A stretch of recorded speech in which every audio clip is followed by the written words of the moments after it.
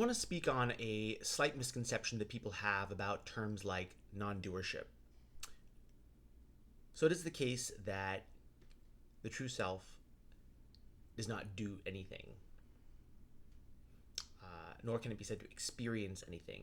Really, I should say, it cannot be said to do anything, nor can it be said, technically speaking, I suppose, not to do anything either. It's beyond all opposites. But between the two, we would say it's definitely closer to not doing anything. um, that's because there's a kind of set of layers one has to go through in terms of understanding, right? From um, a normal conception of doing and non-doing, in that framework, self is closer to non-doing. But if we really jettison both terms, if we get rid of both terms truly, then obviously the self is really beyond both terms.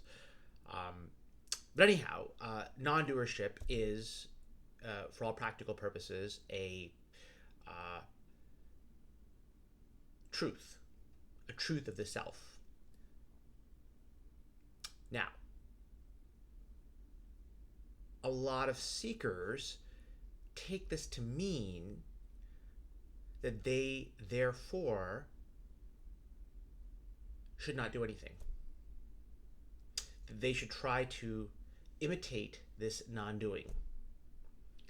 That's almost correct. Almost, but not quite. The non-doing is, first of all, not something that can be imitated, but is a truth that must arise through clarity, like involuntarily. If one, quote unquote, does non-doing, then you are doing. You are doing the non-doing, which is fine if one does it in a specific way, which is through the practice of either self-inquiry or surrender.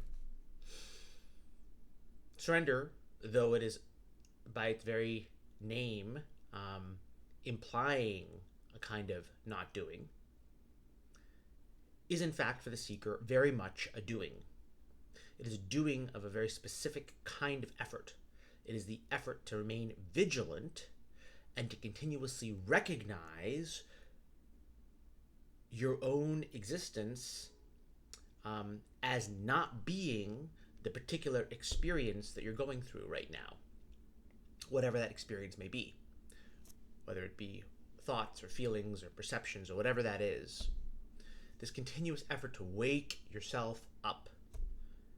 And in that process of waking up, to not take whatever's going on seriously.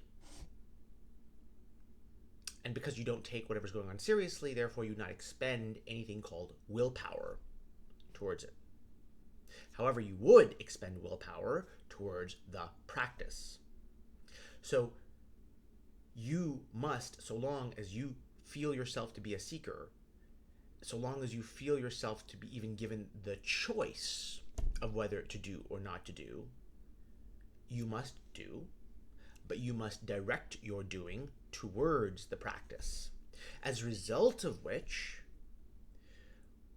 when the attachments are weak enough, non-doership as a truth will automatically shine at a certain point.